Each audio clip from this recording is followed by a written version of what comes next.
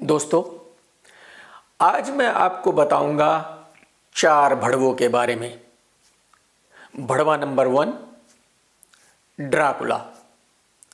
आप कहेंगे ड्राकुला कौन है? आप खुद ही देख लो, है ना इसकी शक्ल एकदम बिल्कुल ड्राकुला जैसी। अगर बच्चा इसको देख ले तो 4 दिन तक सोएगा नहीं। 2013 में इसको मुंबई पुलिस ने अरेस्ट किया था। किस इल्जाम में? मुंबई पुलिस ने कहा था कि ये एक बुकी है, ये IPL मैचों में स्पॉट फिक्सिंग करता है। पुलिस ने इसको उठाकर जैसे ही इसकी खातिर तवाज़ो की, इसने फटाफट सब कुछ उगल दिया।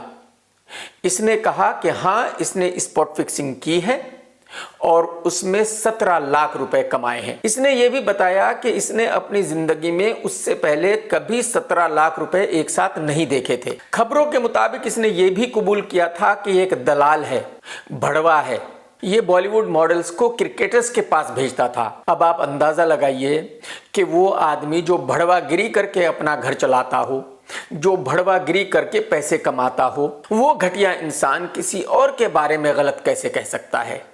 शर्म आनी चाहिए इस भड़वे को। दारा सिंह जी का अपना एक नाम था, एक मुकाम था, और उस महान हस्ती का ये ड्राकुला नाम इस तरह से बर्बाद कर रहा है। उसी स्पॉट फिक्सिंग के इल्जाम में ये भड़वा ड्राकुला तकरीबन 10-15 दिन जेल में रहा था। और मैं यही कहूंगा कि लानत है इसकी जिंदगी पे, जो लड़कियां सप्लाई करके अपना घर चलाता हो। अथू। अब आते हैं वहशी तोशी पर। इस कुत्ते का मी टू एक सिंगर वर्षा सिंह ने किया था। वर्षा जी ने बताया था कि जब ये उनको मिला तो ये शराब पी रहा था और फिर शराब पीते पीते धुत हो गया। तो ये कुत्ता कैसा मुस्लिम है, थू है इसकी जिंदगी पर। खैर, इसने शराब में धुत होकर उस लड़की के साथ बदतमीजी की और उसके मुताबिक इसने उसको उसके घर तक चेज किया। उस लड़की ने बड़ी मुश्किल से इस हैवान से अपनी जान बचाई।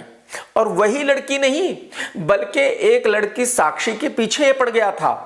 उसके घर के नीचे जाकर 3-3, 4-4 घंटे खड़ा रहता था, क्योंकि वो इसका फोन नहीं उठाती थी। फिर उसने मुझे कहा कि ये कुत्ता मेरे पीछे पड़ा है और 3-3, 4-4 घंटे मेरे घर के नीचे खड़ा रहता है। फिर मैंने इसको फोन किया और इसको कहा कि बेटा, आज के बाद तू मुझे उधर दिख मत जाना। अगर तू मुझे दिखा तो फिर तू समझ लेना। तब जाकर इस लुक्खे ने उस लड़की का पीछा छोड़ा था।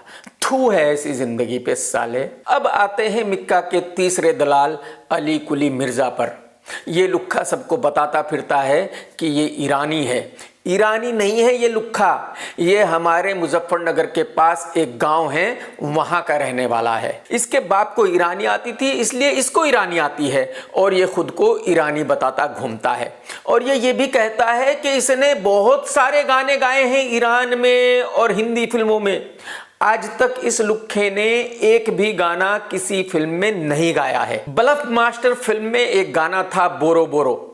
ये जहां भी जाता है वो गाना गाता है और ये कहता है कि ये गाना मैंने गाया है। हालांकि वो गाना गाया है सिंगर अरश लबाफ ने, जो स्वीडन का रहने वाला है। ये लुक्खा लोगों को ये भी बताता है कि इसने एक गाना गाया पद्मावत में। इसने कोई गाना नहीं गाया।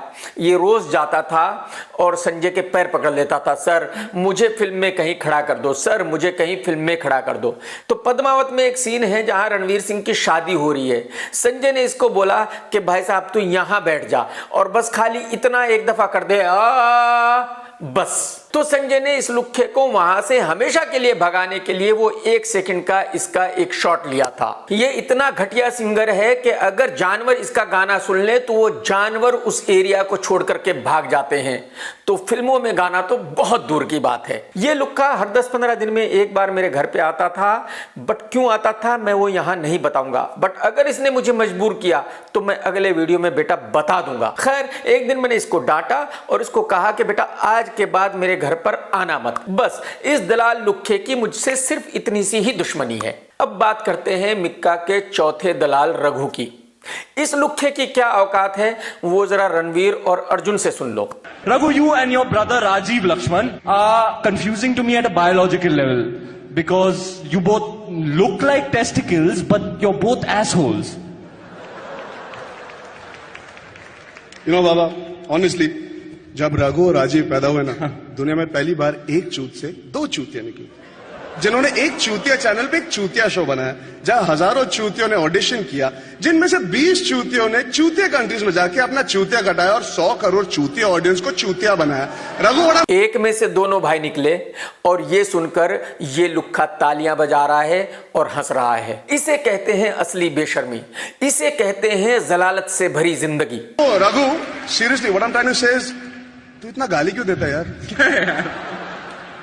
रघु, अच्छा सच्चे दिल से एक बात बता, हाँ, तू हिलाता है या अपने लंड पे चिल्लाता है? निकाल पहुंचने का भेजा तू चीज करेगा, छूट का खड़ा नहीं हो सकता, तू रोटी बनेगा, तू रोटी बनेगा,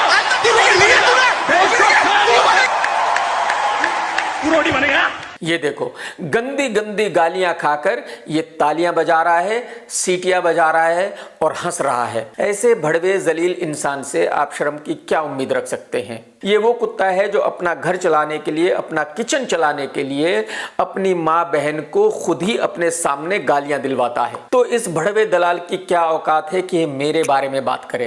एक्चुअली असली कुत्ता इसी को कहते हैं। दोस्तों, अगर आपको मेरा वीडियो पसंद आया है तो लाइक जरूर करो और शेयर जरूर करो और मेरा इंस्टा अकाउंट फॉलो कर लो यार, आपको नए नए वीडियो देखने को मिलते रहेंगे।